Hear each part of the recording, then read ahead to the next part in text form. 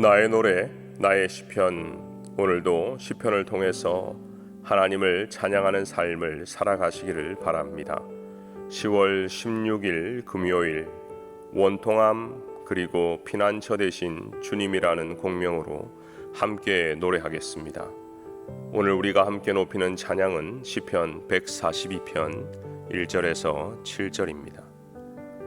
내가 소리내어 여호와께 부르짖으며 소리내어 여호와께 간구하는도다.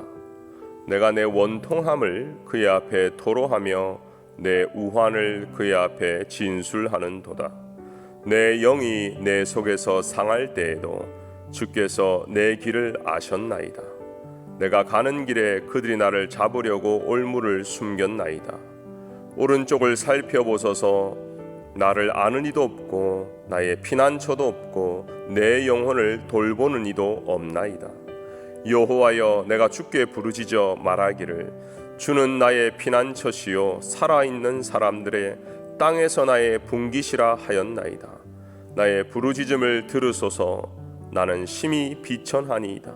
나를 핍박하는 자들에게서 나를 건지소서. 그러든 나보다 강하니이다. 내 영혼을 옥에서 이끌어 주사 주의 이름을 감사하게 하소서. 주께서 나에게 갚아 주시리니 의인들이 나를 두르리이다. 오래된 이야기지만 이스라엘로 성지순례를 처음 갔을 때 꼭 가보고 싶었던 곳이 유대 광야였습니다. 모든 것이 적막한 돌로 이루어진 돌산과 다윗이 숨었다는 동굴이 어떻게 이루어져 있었을까? 사울과 군인들은 왜 다윗과 그를 따르는 자들을 한동안 발견하지 못했던 것일까? 이런 궁금증이 있었습니다. 막상 가보니 정말 많은 곳에 동굴이 있었습니다.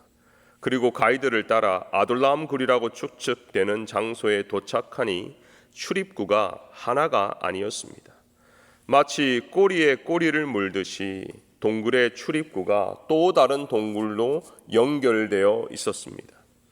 그 당시 억울하고 원통하고 갈 곳 없고 계속해서 도망가는 사람들의 애환이 담겨 있는 장소가 바로 광야요, 특별히 동굴이었습니다.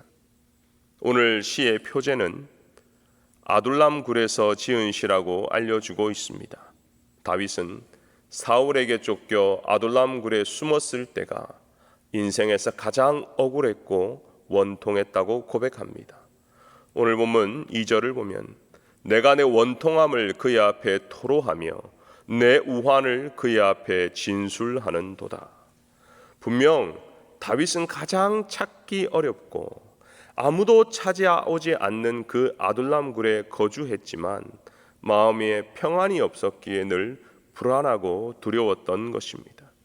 그래서 다윗에게 소원이 있다면 피난처를 찾는 것이었어요.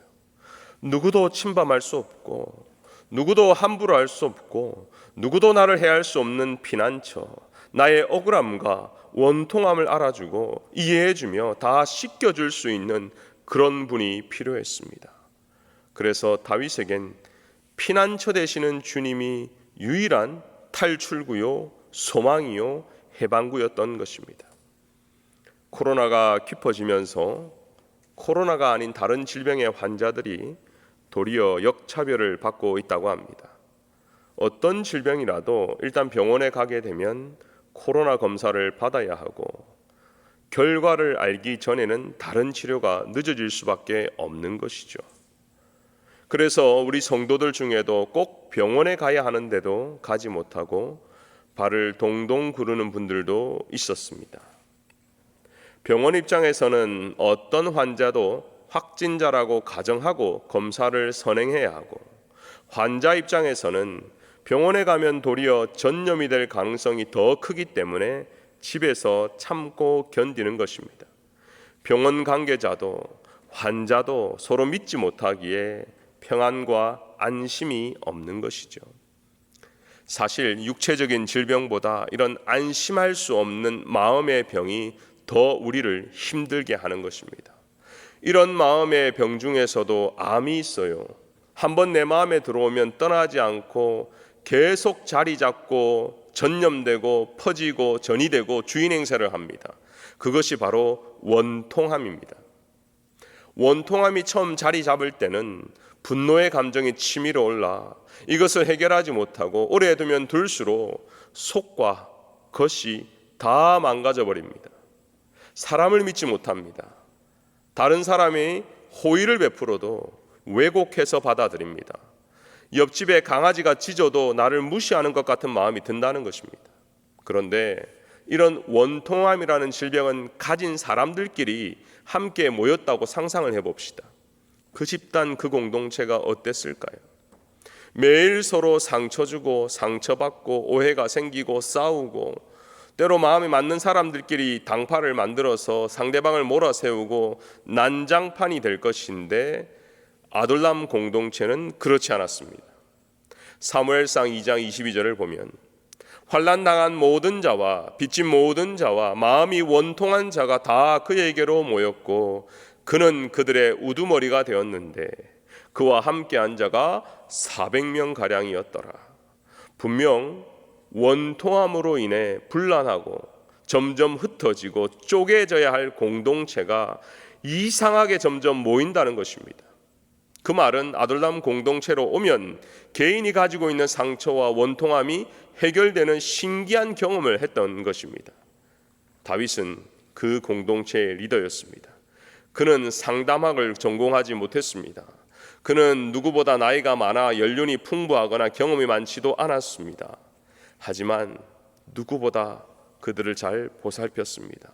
왜냐하면 그도 원통함을 누구보다 잘 알았기에 모든 사람이 피난처 되신 주님을 찾게 했던 것입니다. 5절입니다. 여호와여 내가 주께 부르짖어 말하기를 주는 나의 피난처시요 살아있는 사람들의 땅에서 나의 분깃이라 하였나이다. 그렇습니다. 다윗은 아둘람 굴의 지도자였지만 그도 하나님을 찾는 기도자였고 하나님께 모든 것을 의탁하는 믿음의 백성이었던 것입니다. 우리는 지난주 창립 45주년을 맞이해서 전교인 드라이브인 예배를 드렸습니다. 너무나 오랜만에 뵙는 분들도 참 많았고요. 예배를 드리며 참 감격이 되었고 성찬식을 통해 다시 한번 하나님의 백성임을 깨닫게 되었습니다.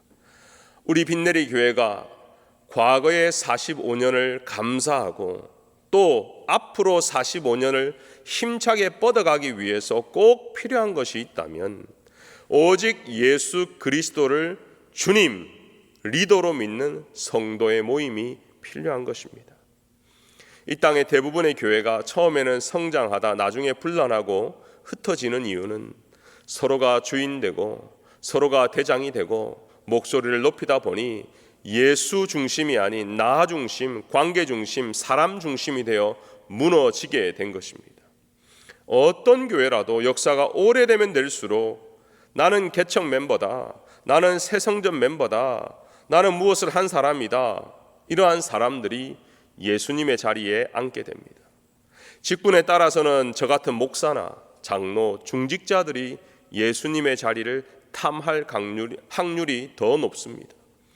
아무리 어려운 때라도 아둘람 공동체처럼 점점 모이고 원통한 문제들이 해결되고 위로받는 유일한 방법은 예수 중심, 예수 그리스도 중심 이런 교회가 되는 것입니다. 예수님만이 우리의 대장이 되고 모두가 자기 자리로 돌아가는 것이 필요합니다. 우리는 이 땅에 부름받은 성도죠. 성도는 이 땅에서 또는 교회에서 상처받고 억울하고 원통한 일들을 똑같이 경험합니다. 성도라고 다를 것은 없습니다. 하지만 성도는 그런 일이 있을 때 기도하면서 하나님을 찾게 되어 있습니다. 성도는 하나님이 기뻐하시는 일을 계획하고 순종합니다. 성도는 믿음으로 행합니다. 성도는 구별됩니다. 성도는 낮은 자리에서 공동체를 위해 헌신합니다. 이런 성도가 우리 빈내리 교회 성도가 되었으면 좋겠습니다. 찬송가 70장 피난처 있으니 환난을 당한 자 이리오라. 땅들이 변하고 물결이 일어나 산 위에 넘치되 두렵지 않네. 세상은 계속 변하고 있습니다. 코로나 이후 어떻게 될런지 아무도 모릅니다. 하지만 우리의 고백은 그럼에도 불구하고 어떻게 변해도 두렵지 않네. 아멘이십니까? 주님과 함께 가면, 함께 행하면, 동행하면 두려움과 염려와 불안이 사라지는 것을 경험하게 될 줄 믿습니다. 결론의 말씀을 드립니다. 사람 때문에 원통한 분이 있으신지요? 아니면 하나님께 삐진 분이 있는지요? 그것을 해결하지 못하고 마음속에 둔다면 몸과 영혼이 함께 상하게 될 것입니다. 무엇보다 이 말씀을 듣고 각자의 아둘람굴에서 자신을 되돌아보고 피난처 되시는 하나님을 찾는 우리 모두가 되시기를 소원합니다. 기도하겠습니다. 위로자 되시는 주님, 우리의 마음의 아픔과 고통을 아시는 주님, 이민생활 시작부터 지금까지 지켜주시는 하나님, 오늘 말씀을 통해서 힘을 얻게 하시니 감사합니다. 각자가 가지고 있는 마음의 상처를 하나님 앞에서 기도하는 가운데, 찬양하는 가운데 해결하게 하여 주옵소서.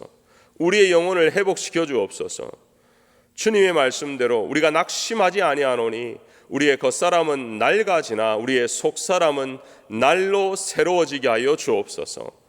감사하며 예수님의 이름으로 기도합니다. 아멘. 오늘은 공동기도문 5번째 기도문으로 기도하는 날입니다. 나라와 민족과 교회를 위해서 기도하실 때 미국 교회와 한국 교회의 부흥의 역사를 허락해 주시고 어지러운 세상 가운데 참된 진리와 복음만을 선포하게 하옵소서. 함께 간절히 기도하겠습니다.